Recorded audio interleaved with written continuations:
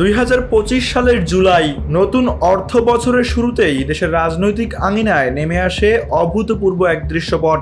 দীর্ঘদিন ক্ষমতায় থাকা আওয়ামী লীগ সরকার 1 মাসের ব্যবধানে ছাত্র জনতার অভ্যুত্থানে হারায় তাদের ক্ষমতার মসনদ। 5 আগস্ট পতন ঘটে সরকারের।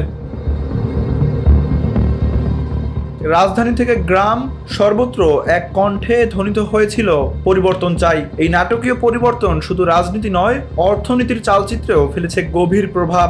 স্বাধীনতার পর এই প্রথম দেশের জাতীয় বাজেট ঘোষণা হবে সংসদ ছাড়াই, যেখানে নেই সংসদীয় বিতর্ক, নেই বাজেট বক্তৃতার ঐতিহ্যবাহী দৃশ্য। এর বদলে একটি অন্তর্বর্তীকালীন সরকারের নেতৃত্বে টেলিভিশনের পর্দায় ভেসে উঠবে দেশের নতুন বাজেট। প্রথমবারের মতো বাজেটের আকার কমানো হয়েছে আগের বছরের তুলনায়। 2024-25 অর্থ বছরে যেখানে বাজেট ছিল 7,97,000 কোটি টাকা, নতুন সরকারের অধীনে 2025-26 অর্থ বছরের বাজেট দাঁড়িয়েছে 7,90,000 কোটি টাকায়, যা আগের তুলনায় 7,000 কোটি টাকা কম।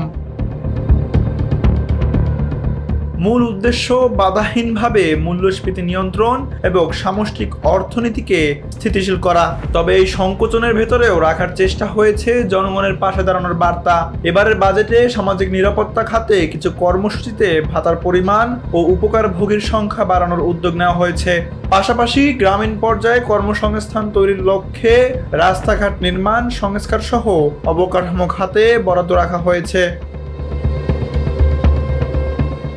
অর্থ মন্ত্রণালয়ের সূত্রে জানা গেছে, বাস্তবতার পরিবর্তনে এবার সংসদের বাইরে বাজেট উপস্থাপন করা হবে ভিন্ন আঙ্গিকে। 3 জুন সোমবার রাষ্ট্রীয় সম্প্রচার মাধ্যমে একযোগে বাজেট উপস্থাপন করবেন অর্থ উপদেষ্টা ডক্টর সালেউদ্দিন আহমেদ।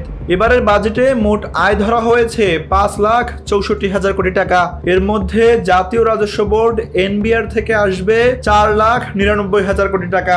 এনবিআর বহির্ভূত রাজস্ব 19,000 কোটি টাকা এবং কর বহির্ভূত রাজস্ব থেকে আসবে 46,000 কোটি টাকা।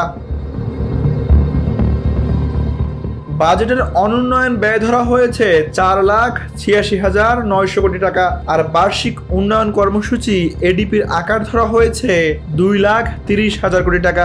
সবচেয়ে আলোচিত বাজেট ঘাটতির পরিমাণ, যা দাঁড়াচ্ছে 2,26,000 কোটি টাকা। এই ঘাটতি মেটাতে অভ্যন্তরীণ ঋণ থেকে আসবে 1,21,000 কোটি টাকা এবং বৈদেশিক ঋণ পাওয়ার আশা 1,05,000 কোটি টাকা। মোট দেশজ উৎপাদন জিডিপি প্রবৃদ্ধির হার ধরা হয়েছে 5.5% এবং মূল্যস্ফীতি নির্ধারণ করা হয়েছে 6.5%। নাগরিক মতামতের ভিত্তিতে বাজেট চূড়ান্ত করার ঘোষণা দিয়েছে অর্থ মন্ত্রণালয়।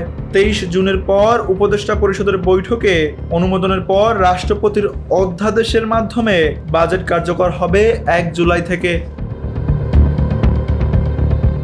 তানভীর আহমেদ, এনপিবি নিউজ।